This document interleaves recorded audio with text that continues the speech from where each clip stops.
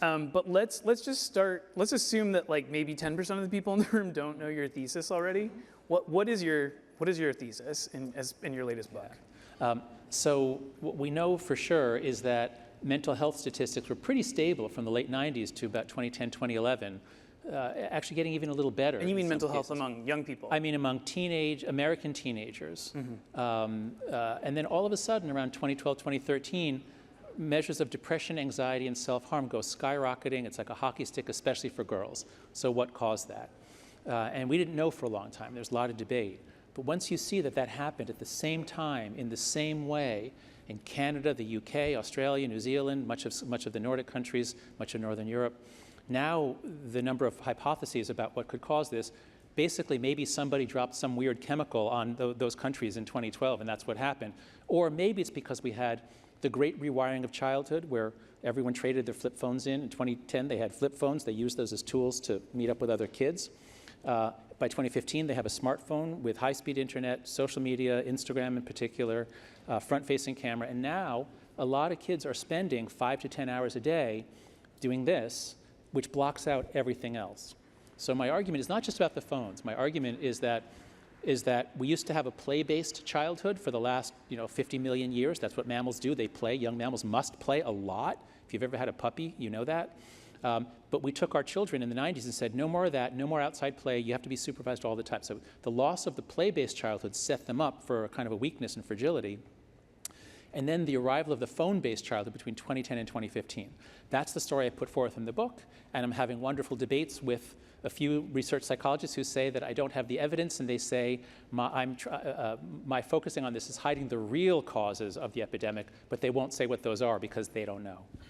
Right. I mean, well, that was going to be my next question, right? I mean, I think absent even all of the scientific evidence that you cite, it's universal in my experience that parents are very concerned about overuse of devices by their kids. But yeah, I mean, there are folks who say, oh wait, isn't this a modern day moral panic, like comic books in the 1950s, like violent video games in the 1990s?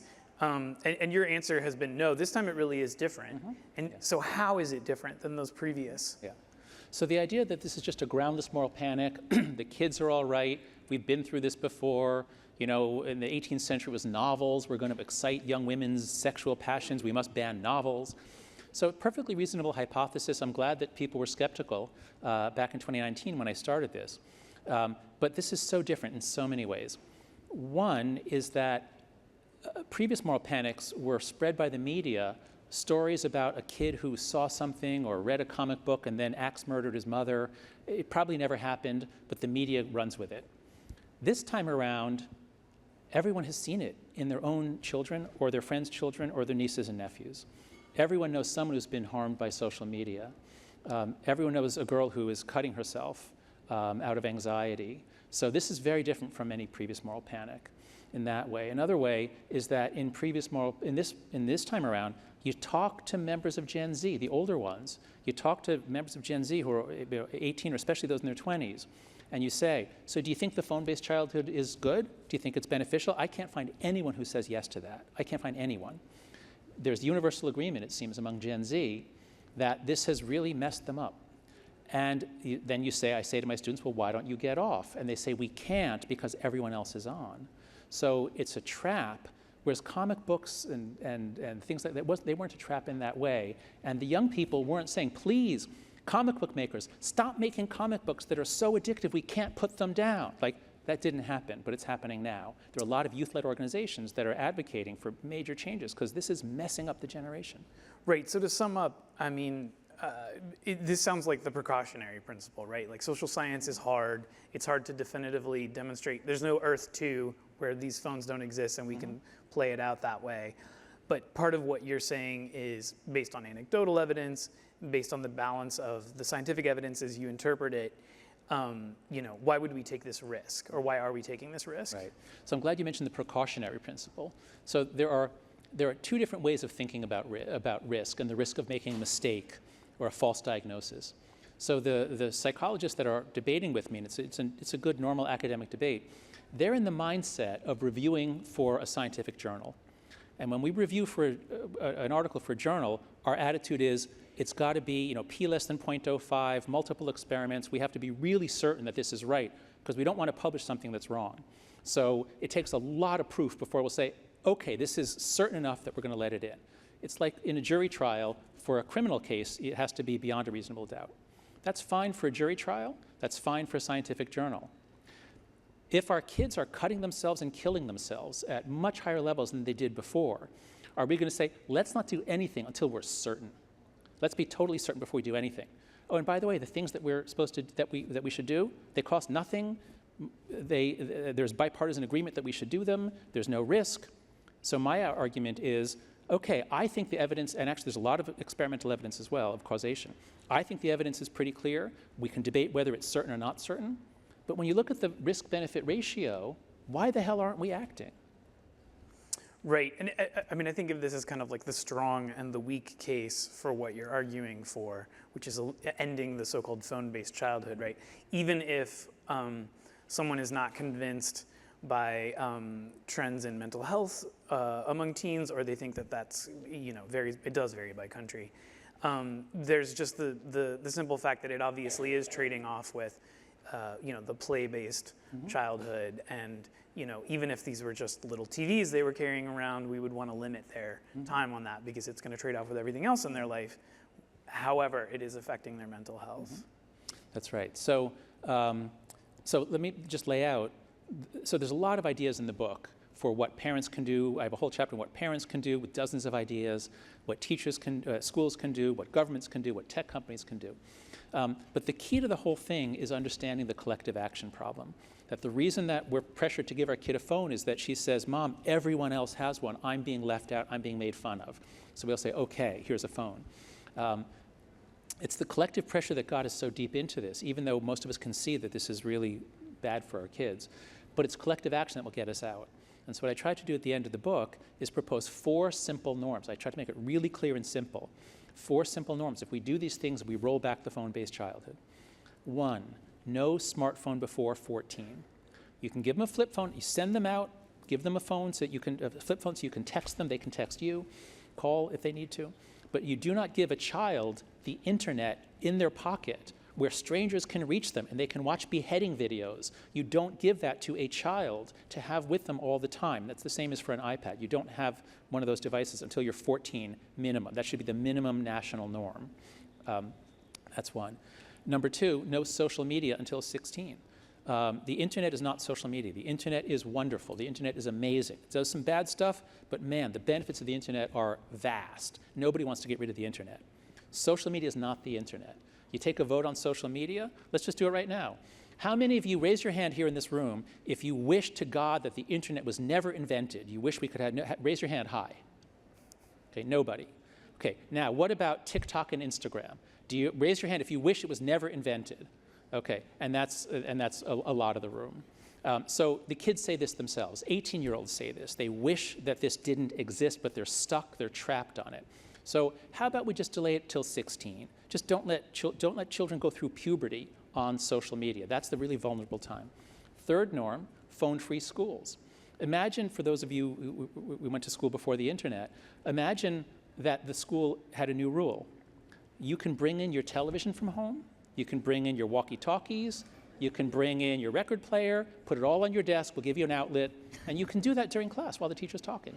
This is complete insanity, but that's what we've done. That's what we've done. Any school that lets kids have the phone in their pocket, my kids went to New York City public schools, and the rule is you can't take out your phone during class, which means that you have to hide it behind a book or under your desk if you want to text and watch video and watch porn, which the kids do. So what we've done is completely insane, and guess what? Academic achievement has been going down, not since COVID, but since 2012. As soon as the kids all had the internet in their pocket, they can't resist. They have to be using it since everyone else is using it.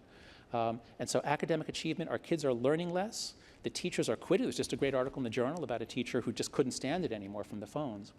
So the 3rd norm is phone-free schools.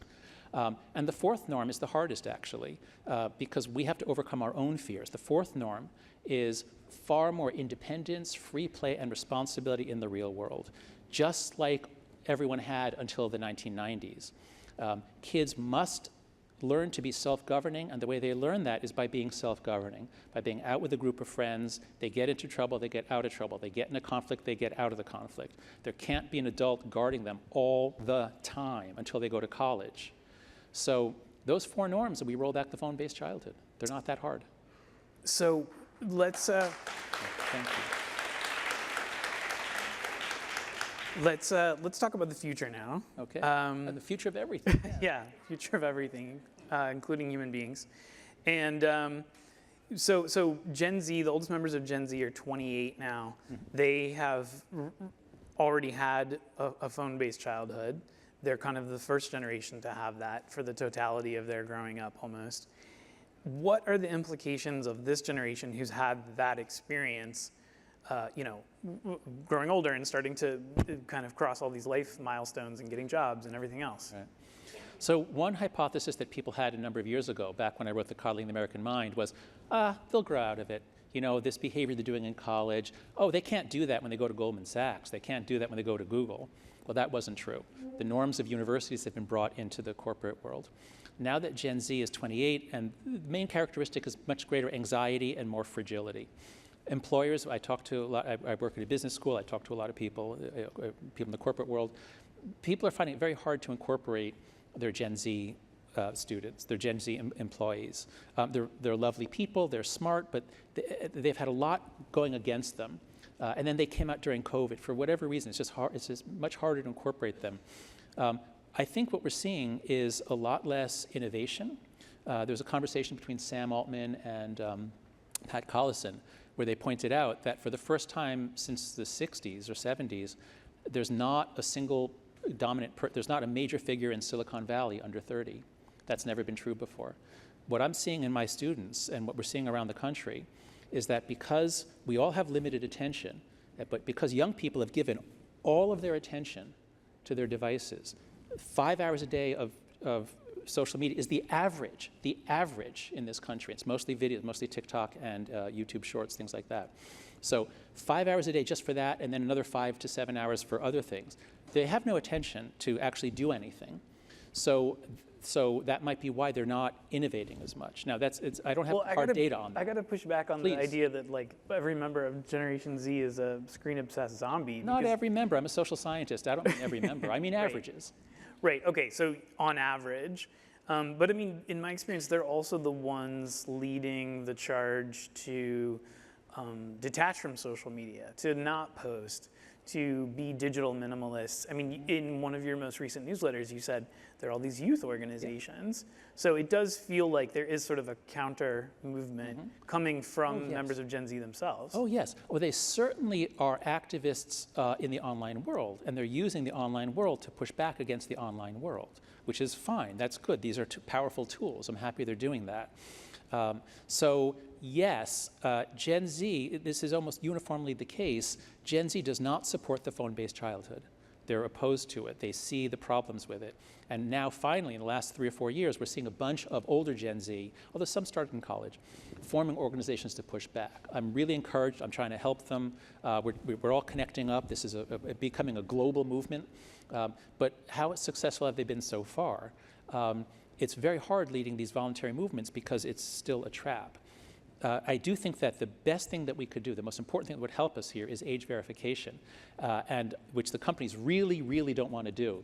And Chris and I were backstage during the previous session. We only caught part of it.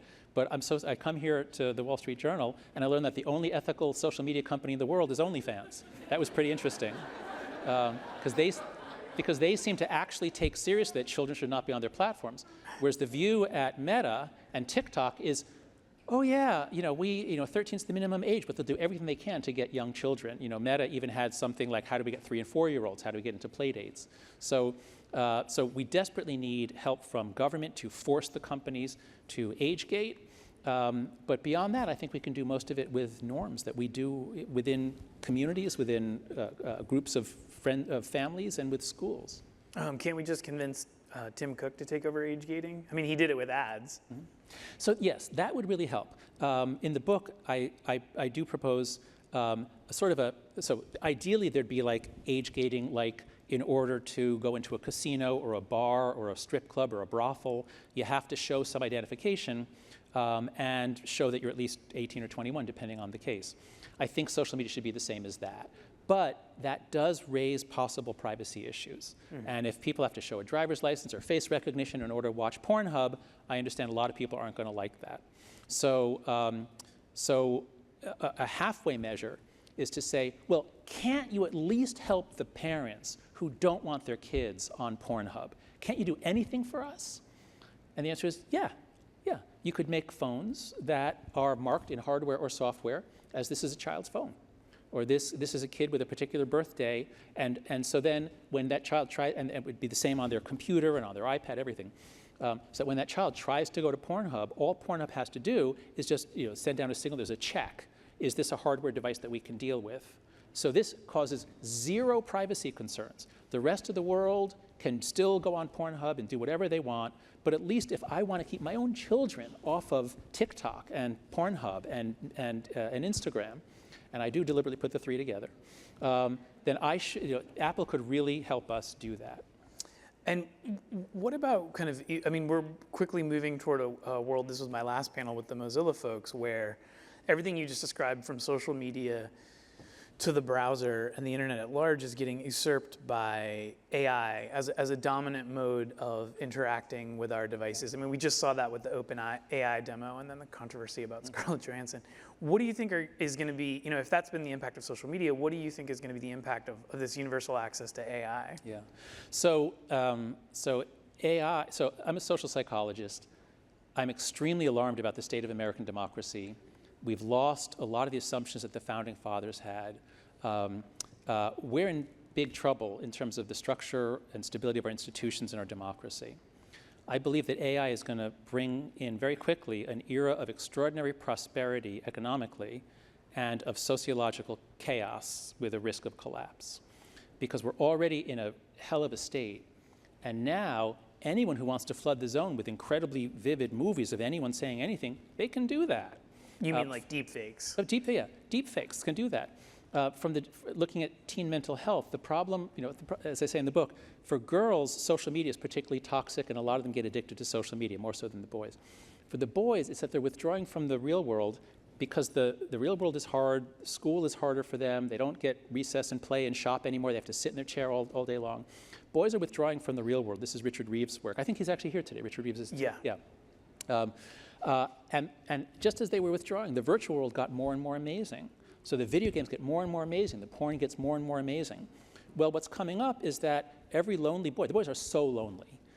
They don't spend much time with other human beings. So the boys are so lonely. The girls are too, but it's really hitting the boys even more. Well, now they're going to have AI girlfriends.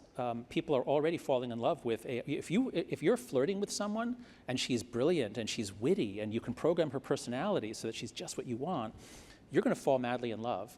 And so this is what, we have to accept the principle now that technologies that we allow adults to use are often not appropriate for children. And so if we can't get age gating now on social media, it's game over for the boys. The boys are going to be lost in amazing AI worlds of video games, pornography, friends, and then how are they going to turn into a man who is able to flirt with a real woman for heterosexual couples?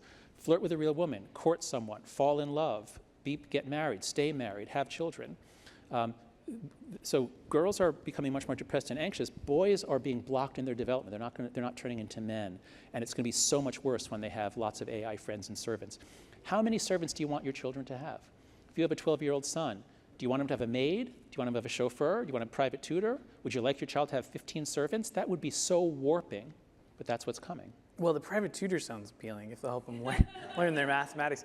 I know we're out of time, but I know that definitely there's going to be some questions. So do we have any mic runners? And maybe we'll have one or two questions. Please keep them very short because somebody's going to start staring daggers at me for going over. We have some questions over here, some raised hands. Is there any, excuse me, you mentioned TikTok and Instagram and Pornhub, as three social media sites. Are there any for children, or I guess maybe what are the elements of those that you think are really bad when you think about there are certain social media sites made for children. I have a 9-year-old Yeah. daughter and a 6-year-old daughter, and they do seem to interact with their friends on those in a healthy way, but I don't know, maybe they're bad too, and I'm being a bad parent. Okay, so two things. First, social media is not the internet. When the internet came out, people could find each other, they could find information, LGBTQ kids could find information, they could find each other, so the internet's amazing. Social media is, these are companies that have taken over our children's childhood, invited them in, created a whole world with no immune system, as we saw before, no safety by design, safety is an afterthought. So I think that social media is just entirely inappropriate for children. What is appropriate for children? Stories. Stories are great. Human beings tell stories. We live in stories. We've always told stories around the campfire.